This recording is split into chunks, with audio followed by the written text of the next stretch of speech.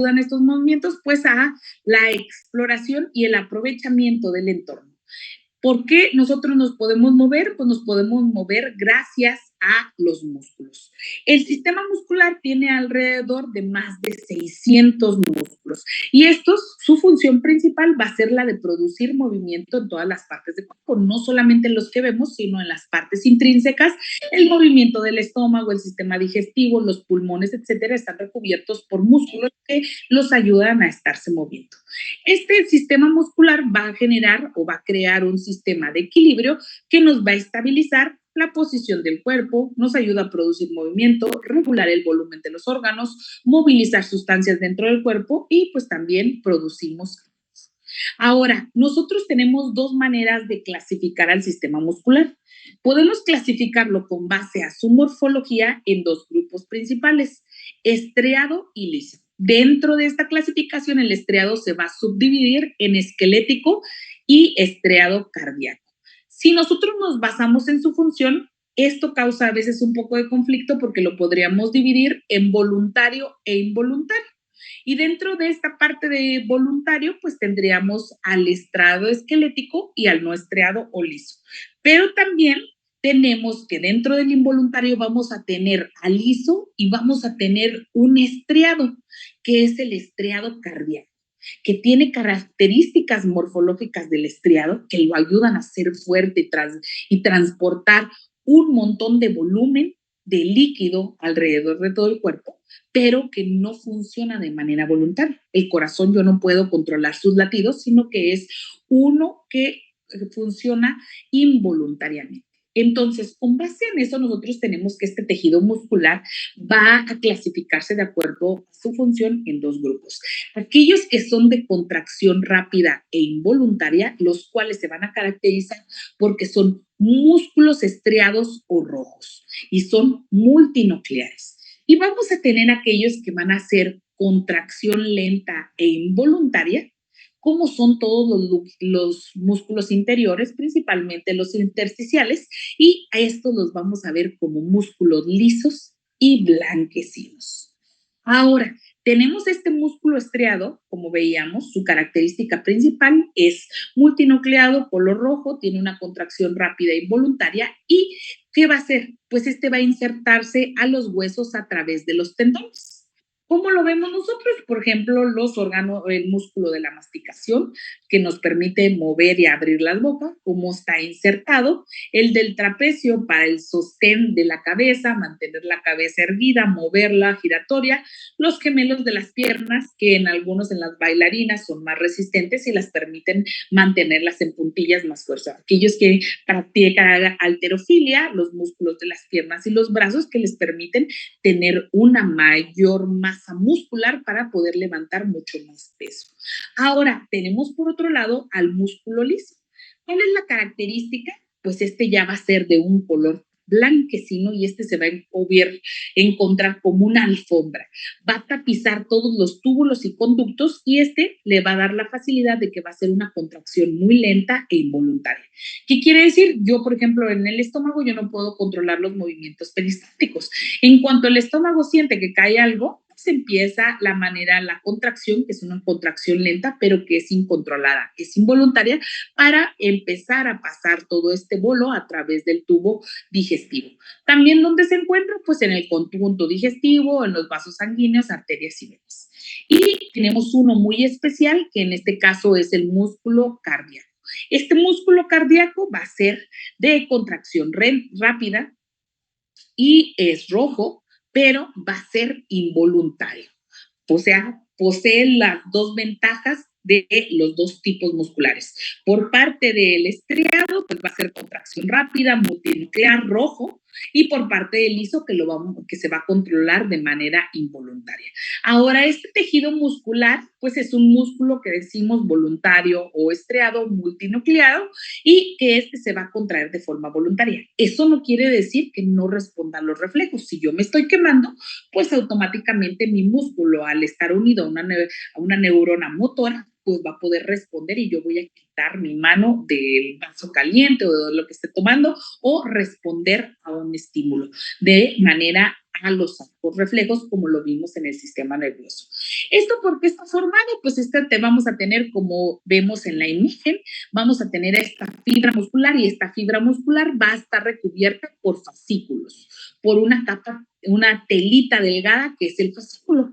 Este conjunto de fibras musculares van a formar un racimo que va a estar recubierto por el endomisio y este conjunto va a estar recubierto por el perimisio y el exterior del músculo por una capa que le llamamos epimisio.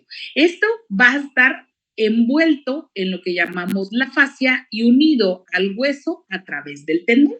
Vamos a ver que estas fibrillas, que es la célula muscular, los miocitos, van a estar formadas por, vamos a ver el retículo sarcoplásmico, vamos a ver unas líneas divisoras que son las líneas Z, y entre cada dos líneas Z vamos a tener la unidad funcional del músculo, que es el sarcómero.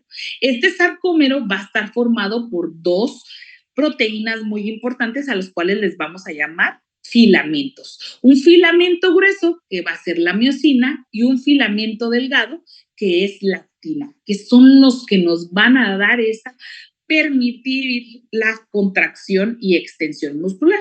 Ahora, la mayor de los músculos esqueléticos van a estar insertados de manera directa o indirecta a los huesos. ¿Por qué? Porque pueden estar unidos a través de los tendones, de los cartílagos, del ligamento, de las fascias o alguna combinación de estas estructuras. Y estos se van a fijar a los músculos, al órgano, a la piel, a las mucosas.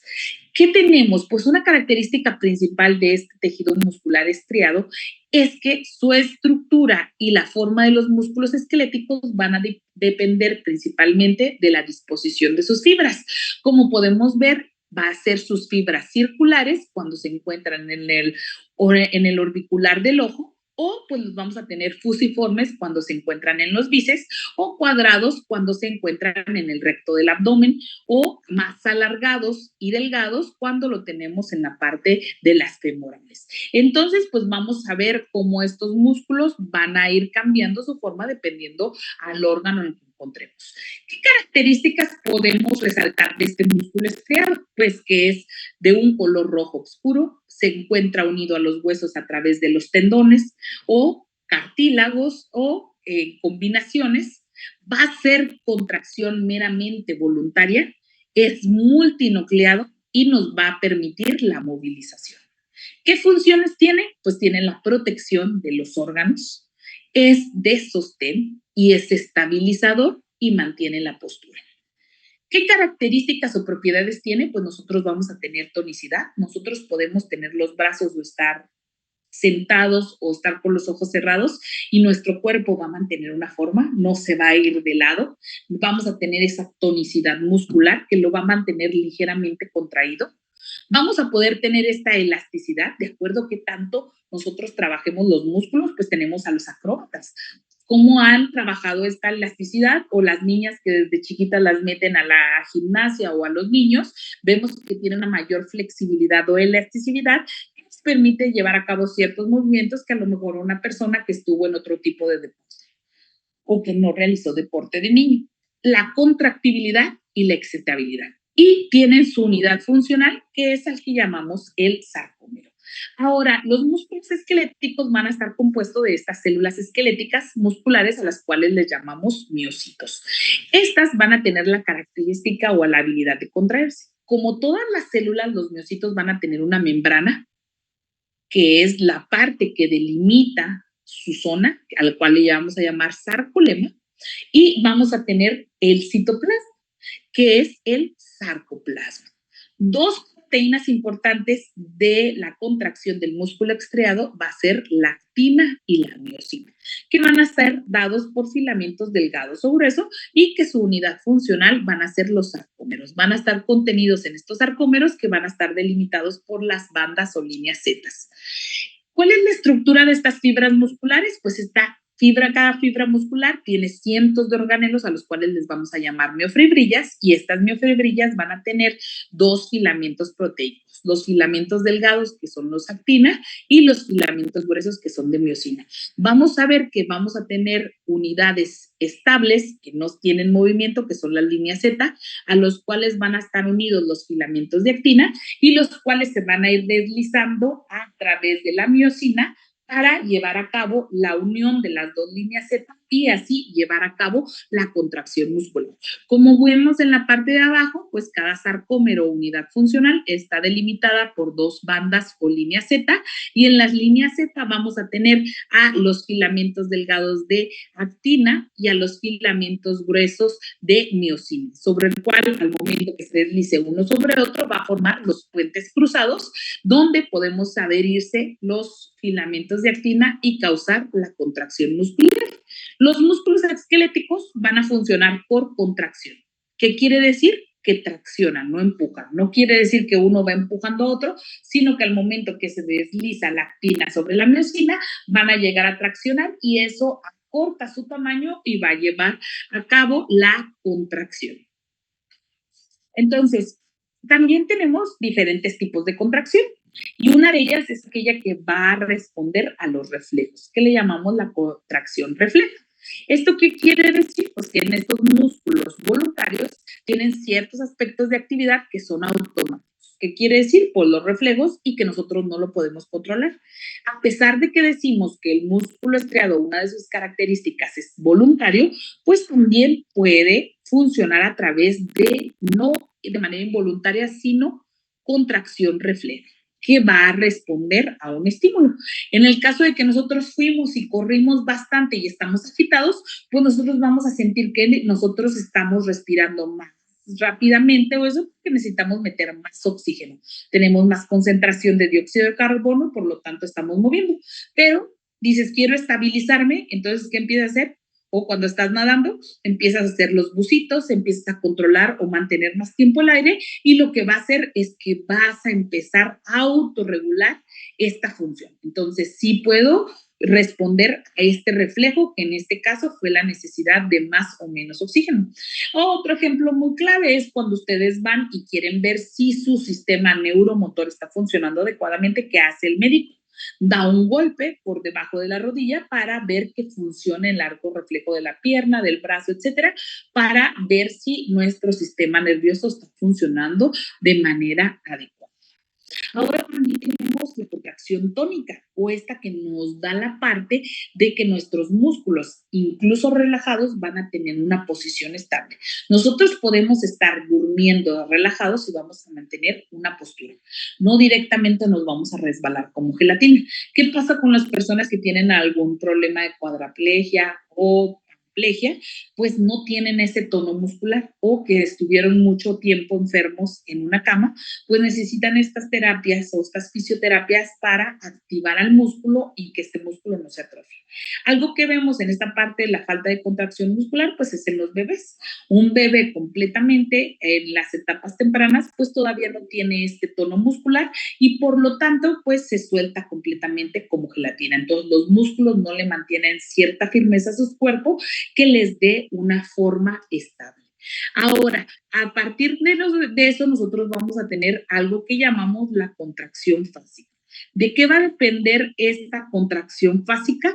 Pues esta contracción va a ser dos principales tipos de contracción fásica muscular, que va a ser la contracción isométrica, donde no va a producirse movimiento, no va a variar la longitud, no eso, pero va a ser la fuerza que me va a mantener mi brazo. Yo puedo tener haciendo mi brazo firme, manteniéndolo, teniéndolo arriba, no voy a estar haciendo ningún movimiento, sino que voy a tener una postura, pero yo necesito esta fuerza o esta resistencia a la gravedad que me impida que mi músculo o mi brazo se caiga. Yo puedo tener levantada una pierna o mantenerme y estar así sin producir movimiento, pero manteniendo mi forma o mi músculo en una posición distinta a la de la relajación. Y vamos a tener una contracción isotónica, que va a poder ser de dos tipos, donde el músculo va a modificar su longitud y va a producir movimiento. Esta isotónica puede ser concéntrica cuando yo, ¿qué voy a hacer? Levantar el brazo, el movimiento de levantar el brazo, y si yo tengo mucha elasticidad, pues estirarme a lo mejor para alcanzar el foco, alcanzar algo de la alacena, etcétera, este estiramiento. Pero yo estoy haciendo el movimiento que va a ser levantar. O puedo tener la parte de la excéntrica donde yo voy a bajar mi brazo y desciende para tener una aducción. Ahora, como hablábamos, la parte más importante de los músculos es que le va a permitir contraerse. ¿Y esto qué quiere decir? Pues va a ser a cabo dentro de las células musculares ese proceso de acortamiento que se va a dar por el recorrido de la actina sobre la miosina y va a generar que se haya un movimiento. Como veíamos, dos tipos de contracciones que son isométricas e isotónicas. Una, la isométrica, el músculo no va a cambiar de longitud, no va a haber movimiento, lo voy a mantener estable, o la isotónica, donde sí voy a producir una tensión que cambia la longitud del músculo. Y esta concentración, esta contracción concéntrica, cuando decimos el músculo se acorta. ¿Qué quiere decir que se acorta? Que yo necesito romper la resistencia impuesta para generar movimiento. ¿Qué pasa cuando voy a levantar una barra, voy a levantar algo o voy a subir las escaleras o voy sobre algo empinado, etcétera? Pues yo estoy acortando para producir el movimiento. Si es la excéntrica, ¿qué quiere decir? Mi músculo se está estirando. Yo estoy bajando mi barra, estoy bajando las escaleras, ¿cómo estiramos nuestro músculo? O voy cuesta abajo, o sea, ya no tengo esa resistencia que me impone para. Esos son los tipos de contracciones. Ahora vamos a retomar algo que ya hemos visto desde la primera unidad. ¿Cómo se lleva a cabo la contracción muscular? Pues esta contracción muscular va a ser a través del sistema nervioso que va a generar este potencial de acción. Vamos a romper este umbral y vamos a pasar esta corriente eléctrica a través de las células. ¿A través de quién? Va a trabajar a través de las neuronas motoras para llevar a cabo una unión neuromuscular. ¿Qué me indica la unión neuromuscular? Que va a ser la unión de una neurona motora con el músculo. Entonces, ¿qué quiere decir? Una vez que esto, pues vamos a llevar que esta neurona motora se va a unir al músculo para generar este potencial de acción entrante, va a iniciar la liberación de un neurotransmisor en este músculo estriado esquelético. El neurotransmisor para esta contracción muscular va a ser la acetilcolina. Y como veíamos en la parte de sinapsis, yo necesito una célula presináptica, voy a tener una hendidura sináptica y voy a tener la célula postsináptica. ¿Qué quiere decir? Que este neurotransmisor se va a liberar con este potencial de acción, va a liberarse de las vesículas y el neurotransmisor va a ser vaciado a la hendidura sináptica y dentro de la hendidura sináptica va a ir ¿a dónde? La membrana.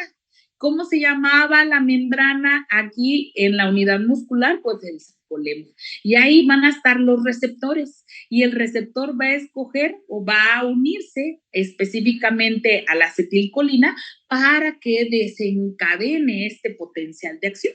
Entonces, cuando la acetilcolina se une a su receptor en el sarcolema, pues va a desencadenar la reacción que va a involucrar la liberación de calcio. Y si hay una liberación de calcio, pues va a haber un montón de cargas positivas, lo que va a llevar a cabo a una despolarización. Y entonces esta despolarización va a provocar una reorganización de las proteínas, lo que va a involucrar a la actina y la miosina.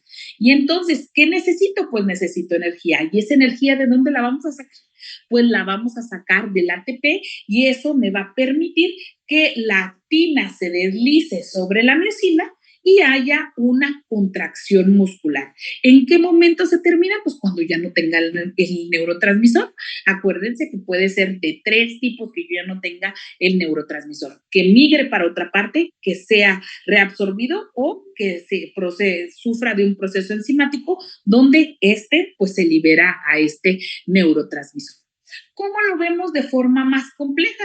Pues decíamos, tenemos la descarga en la neurona motora, libera la acetilcolina y esta acetilcolina se une a sus receptores, que son receptores nicotínicos, y ¿qué van a hacer? Pues van a despolarizar. aumento de sodio y potasio, y este aumento de sodio y potasio pues van a llevar a cabo a la despolarización de ¿qué? De los túbulos T, liberando el calcio en el retículo sarcoplásmico. Y esa liberación de calcio pues va a actuar sobre los filamentos gruesos y delgados, miosina y actina, y estos van a llevar a cabo la formación de los enlaces o puentes cruzados que me van a llevar a la formación de movimiento. Retomé todo lo que ya vi desde mi unidad 1 de fisiología, lo estoy aterrizando en cómo se llevó a cabo la contracción muscular. Ahora, ¿cuál es la teoría del deslizamiento de los filamentos? Pues esta es la más aceptada, que me dice cómo se lleva a cabo la contracción. ¿Cómo es que yo aquí tengo a mi unidad funcional, que es el sarcómero? Está delimitada por las dos líneas o banda Z, y estas tienen los filamentos delgados de actina y los filamentos gruesos de miosina. ¿Qué va a pasar? Que estos filamentos actina van a ir caminando sobre la miosina hasta que se unan. En el momento que estos se unen, pues se va a cortar la distancia y van a provocar, se encogen y van a provocar que el sarcómero se encoja, y al momento de que esto pues va a llevar a cabo el movimiento. Si se contraen todos al mismo tiempo, pues la fuerza va a ser mayor en el caso de los movimientos. Eso es todo lo que vamos a hacer. Si veíamos, pues entre cada línea Z vamos a tener los sarcómeros, pues podemos ver en cada fibra, pues el montón de sarcómeros que tenemos, y esto, pues los músculos o toda esta parte que va a llevar involucrada. ¿Cómo vamos a ir trabajando más? Pues dependiendo del tipo de actividad, y eso pues nosotros vamos a ir llevando o adaptando a nuestro músculo.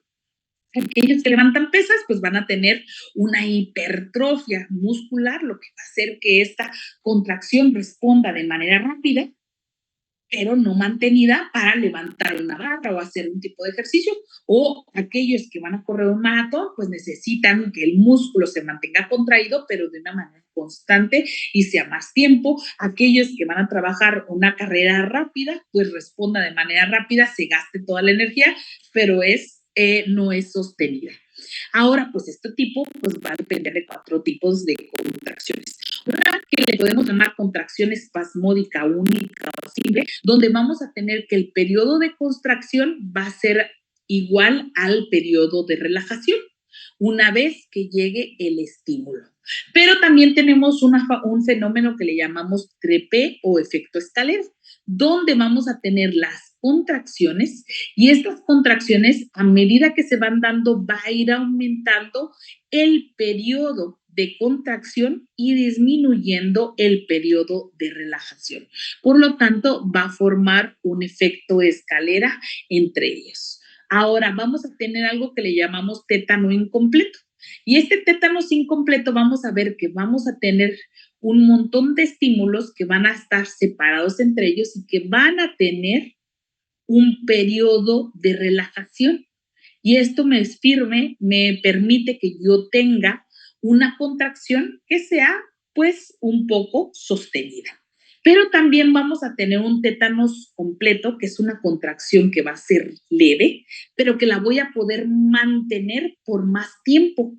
Y entonces esto va a hacer que el músculo va a impedir que este músculo se relaje. ¿Qué quiere decir? Que me llevan múltiples contracciones, y estas múltiples contracciones van a ser la sumación de estos periodos de contracción, y no voy a tener entre ellos ningún periodo de relajación hasta que me agote mi energía. Entonces me permite mantener estas concentraciones que son leves, pero pues por mucho más tiempo, impidiendo que el músculo se relaje. Yo quiero tener una carrera de 21 kilómetros, 42 kilómetros sostenida, pues yo necesito que se lleve a cabo este tétanos completo. Ahora, ¿por quién va a estar inervado? Pues como lo veíamos anteriormente en su sistema nervioso, pues este va a tener una unidad estructural que le llamamos la unidad motor, y vamos a tener terminaciones neuromusculares. La neurona motora se va a unir al músculo a través de quién, pues tenemos a la médula espinal. ¿Y sobre qué va a incidir esto? Sobre los filamentos o los sarcómeros, para llevar a cabo el deslizamiento de actina sobre miosina. Ahora, ¿de quién va a depender el tiempo o la longitud tensión? Pues como todo, los músculos tienen que trabajarse. A medida que se trabajen, pues ustedes pueden ver que pueden aguantar menos peso. Podemos tener dos personas, la de usted, como ustedes que están estudiando y eso a lo mejor realizan menos trabajo físico, están más tiempo sentados en la computadora, a lo mejor su fuerza es menor que un adolescente de su misma edad de una zona rural que se la pase trabajando en campo o que se dedique en la central de abastos por la tarde o por la mañana a cargar bultos. Obviamente va a tener mayor trabajadas piernas y brazos que le han permitido que este músculo se desarrolle, aumente el volumen y pueda aguantar una mayor fuerza, una mayor. Entonces, esta fuerza, pues, ¿de quién va a depender? Pues va a depender del número de puentes cruzados involucrados y se cree que puede llegar hasta 3.105 newtons por metro cuadrado. ¿De quién va a depender? Pues va a depender de dos tensiones, de la tensión activa, que es la tensión del elemento contráctil, y de la tensión pasiva, que es del elemento elástico o conectivo. ¿Quién es el elemento elástico o conectivo en este caso? Del tendón, porque el tendón es el que me va a ayudar a hacer el jale a través del hueso. Entonces, pues la tensión generada pues va a depender de la tracción activa, qué tanto me va a contraer, y de la tensión pasiva, qué tanto se va a llevar a cabo esta elasticidad a través de este tejido conectivo que está dado por la parte de los tendones. Como todo, requiere energía. Principal fuente de energía para que nosotros llevemos la contracción muscular es el ATP. Nosotros acuérdense que hasta dormidos necesitamos mantener una postura o un tono muscular en nuestro cuerpo. Entonces, ¿a través de quién va a trabajar? Pues va a trabajar a través del ATP, que nos va a llevar a liberar energía y calor. Sin embargo, pues nosotros necesitamos fuentes de ATP, porque si utilizamos lo que tenemos, pues lo podríamos agotar en segundos. Tres formas principales de los cuales el cuerpo toma la energía para mantener los músculos trabajando, tanto los que no vemos, que es el músculo liso, para que nuestro estómago nunca se pare, nuestros intestinos no se paren, todo lo que está recubierto, nuestros pulmones, nuestro corazón no deje de latir, y pues para llevar a cabo nuestros movimientos. Principalmente nosotros tenemos ATP de la fosforilación oxidativa. ¿Quién entra en la fosforilación oxidativa? Es la glucosa, los ácidos grasos y los aminoácidos. Denme un segundo.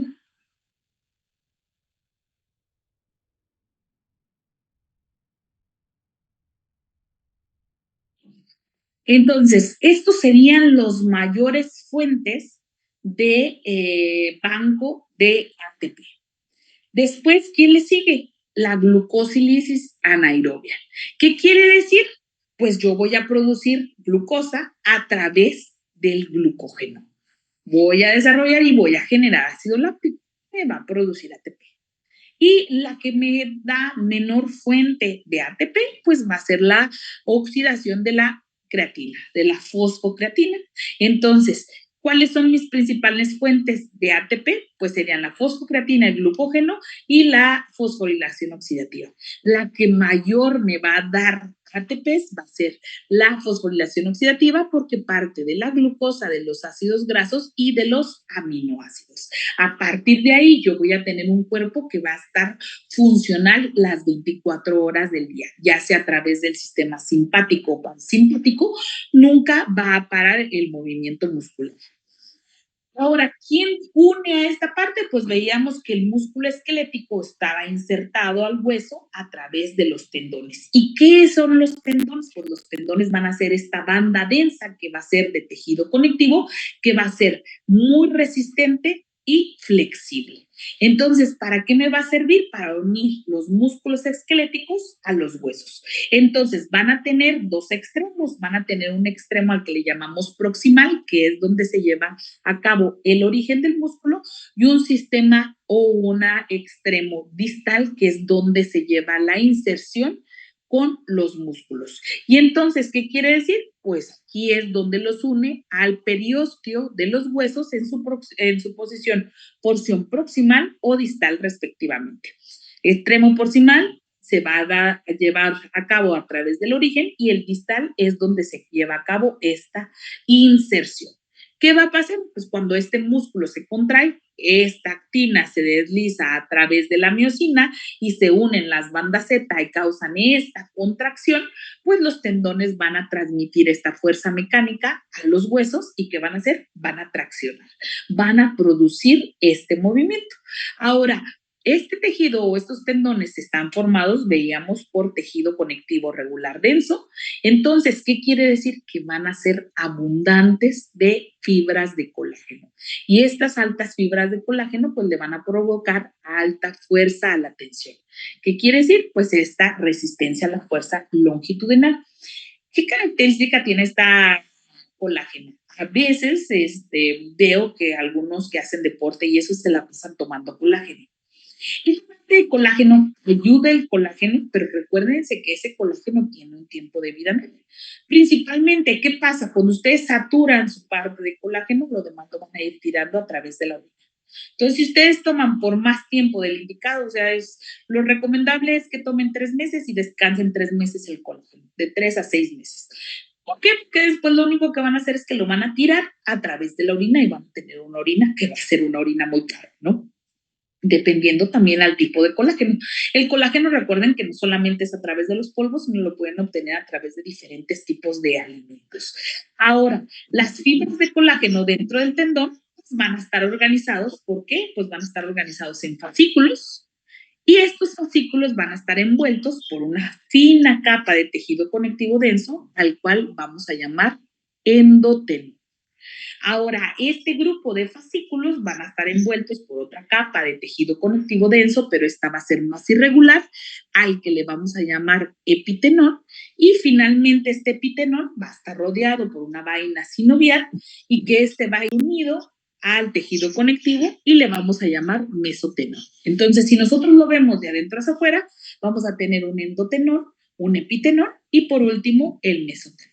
Y hasta aquí sería la parte que vamos a ver de sistema muscular. ¿Cómo lo veríamos en la parte de resumen? Pues tenemos que el músculo esquelético está integrado por tejido conectivo, que si nosotros lo vemos de adentro hacia afuera, tendríamos al endomicio, perimicio y epimicio, que es las células son principalmente multinucleadas y tiene un aspecto estriado, tiene bandas A y bandas y que dentro tiene la línea Z. Y cada 2 líneas Z tenemos una unidad funcional que es el sarcómero.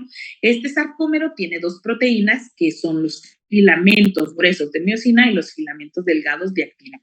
Las uniones neuromusculares están dados por las unidades motoras, que es una neurona motora somática unida a un músculo y que estas van a estimular la contracción.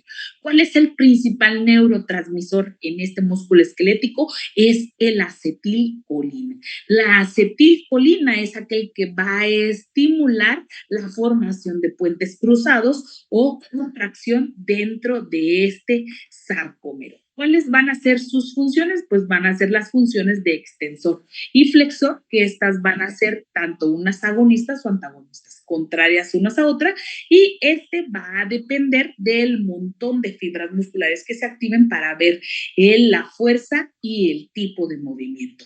Entonces, hasta aquí habríamos visto el músculo esquelético. ¿Qué vamos a ver la siguiente clase? Vamos a ver músculo liso y músculo estriado cardíaco. ¿Tienen alguna duda o pregunta? Yo sí, por curiosidad. Sí. O sea, cuando da un calambre, ¿qué sucede ahí? El calambre, acuérdate que puede ser, ahí entra el sistema sodio y potasio. Entonces, ¿qué quiere decir? Tenemos una despolarización y una hiperpolarización. ¿Te acuerdas? En la parte del esquema. Y que de ahí se lleva a cabo a la liberación de calcio para que se lleve a cabo la parte de los potenciales de acción. Entonces, en el momento que está el músculo, pudiera ser el movimiento causar una